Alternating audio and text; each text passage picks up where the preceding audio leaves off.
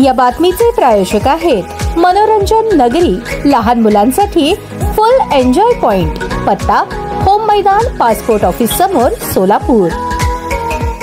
लष्कर बेडरबुल परिसरातील बलराम वाले कुटुंबातील 5 सदस्य रविवारी बेशुद्ध अवस्थेत आढळले होते. यातील 5 पैकी हर्ष आणि अक्षरा बलराम वाले या 2 मुलांचा रविवारी सायंकाळी मृत्यू झाला होता. त्यानंतर सोमवारी सकाळी 9:30च्या सुमारास त्यांची आजी विमल मोहन सिंग बलराम वाले वय 60 यांचाही मृत्यू झाला. दरम्यान मृत दोन्ही मुलांना त्रास होऊ लागल्याने ते उठले होते, तेव्हा त्यांना पाणी पाजून पुन्हा झोपवले, अशी माहिती मुलांच्या पित्याने दिल्याची माहिती मनुसिंग बाबा वाले यांनी दिली. दरम्यान मृतांवर साश्रू नयनांनी मोदी स्मशानभूमीमध्ये दुपारी अंत्यसंस्कार करण्यात आले. यावेळी नातेवाईकांची मोठी गर्दी होती. रविवारी सकाळी 11 वाजूनही बलरामवाले कुटुंब न उठल्याने त्यांना उठवण्यासाठी गेल्यानंतर अख्खे कुटुंब बेशुद्ध अवस्थेत आढळले होते. यामुळे नागरिकांनी त्यांना लगेच शासकीय रुग्णालयात उपचारासाठी दाखल केले. सायंकाळपर्यंत सर्वच कुटुंब शुद्धीवर नव्हते. रात्रीच्या वेळेस मुलांचा मृत्यू झाला. सध्या त्या मुलांच्या आई रंजनाबाई राज बलराम वाले यांची स्थिती नाजूक असून त्यांना व त्यांचे पती राज यांच्यावरती अतिदक्षता विभागात उपचार करण्यात येत आहेत. सकाळी अधिष्ठाता डॉक्टर ऋत्विक जयकर यांनी पाहणी केली.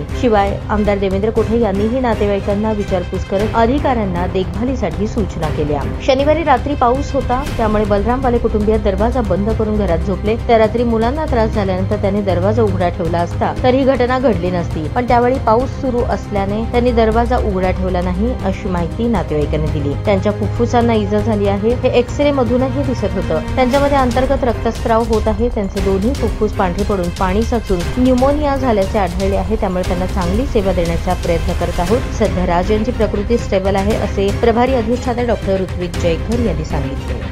3 लोकांचा मृत्यू झाल्याची प्राथमिक माहिती मिळते. गॅस लिकेजमुळे माहिती मिळते.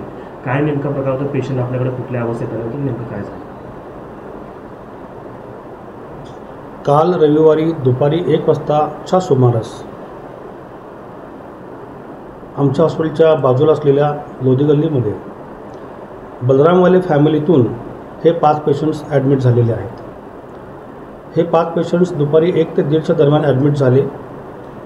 त्यातला 6 वर्षाचा मुलगा हर्ष राम बलरामवाले हा फार अत्यवस्थ होता, बेशुद्ध होता. त्याचा श्वास कमी होता, शरीरामधली ऑक्सिजनची लेवल खूप कमी झालेली होती आणि सारखा त्याला खोकला येत होता. आणि त्याच्याचबरोबर अक्षरा राम बलरामवाले ही 4 वर्षांची मुलगी, ही सुद्धा जवळजवळ त्याच कंडिशनमध्ये होती. त्या दोघांना पेडियाट्रिक डिपार्टमेंटने ताबडतोब ॲडमिट केलं. लहान मुलांचा विभाग ICU येथे B ब्लॉकला.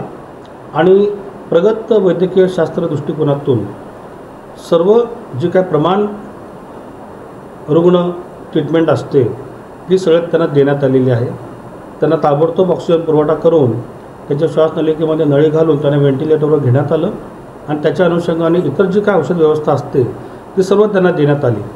पण दुर्दैवाने रात्री 7:30ला आणि 8:30ला ही दोन्ही मुलं त्यांची फायटिंग कॅपॅसिटी फार कमी असल्यामुळे ती दुर्दैवाने एक्सपायर झालेली आहेत. आणि A ब्लॉक इथे मेडिसिनच्या ICUमध्ये युवराज बलराम वाले वय वर्षे 40, रंजना बलराम वाले वय वर्षे 35 आणि विमल बलराम वाले वय वर्षे 60 हे सगळे ॲडमिट झाले.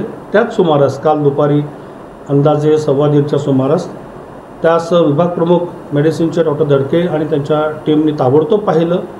त्यातली विमल बलराम वाले आणि रंजना बलराम वाले यांची कंडिशन पण फारच सिरियस होती. त्या दोघी अत्यवस्थ होत्या, त्या दोघी बेशुद्ध होत्या.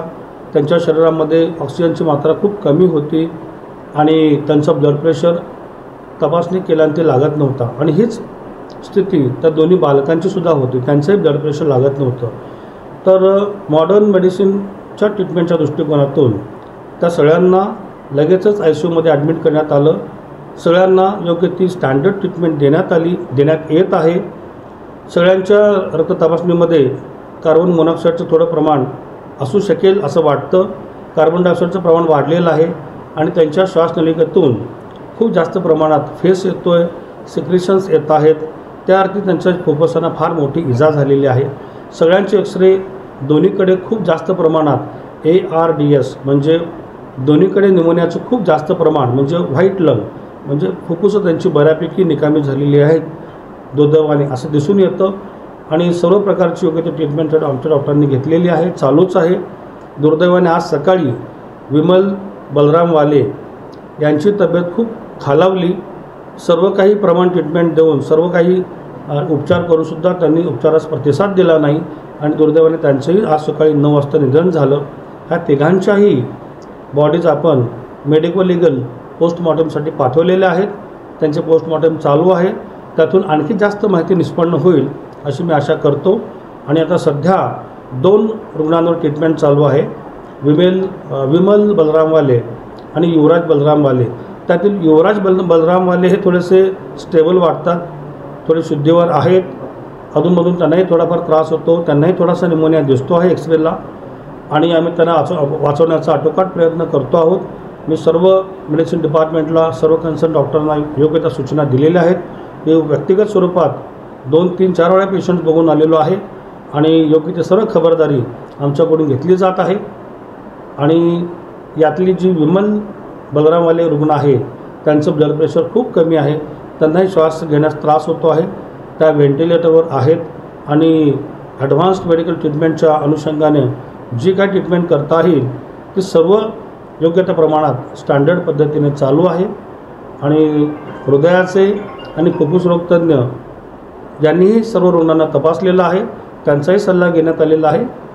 आणि आमच्या वतीनं ह्या गरीब रुग्णांसाठी जे काय करता येईल प्रशासनातर्फे डॉक्टर वैशंपायन स्मृती शासकीय वैद्यकीय महाविद्यालय व श्री छत्रपती शिवाजी महाराज सर्वोपचार रुग्णालयाच्या वतीने आम्ही त्यांच्यासाठी खूप चांगली परिणामकारक ट्रीटमेंट देण्याचा प्रयत्न करत आहोत.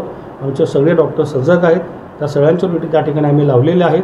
आणि ही माहिती मी आमचे माननीय संचालक वैद्यकीय शिक्षण व संशोधन मुंबई डॉक्टर चंदनवाले सर व माननीय commissioner doctor Anil Tiwari doctor Anil Bhandari sir यांना आम्ही कळवलेले आहे. त्यांनी रुग्णांना खूप चांगल्या पद्धतीने ट्रीटमेंट देण्याचे निर्देश दिलेले आहेत आणि मी त्या पद्धतीने आमची सर्व ट्रीटमेंट चालू आहे. आभारी आहे. ताज्या बातम्या पाहण्यासाठी प्राईम महाराष्ट्र न्यूज चॅनलला सबस्क्राईब करा.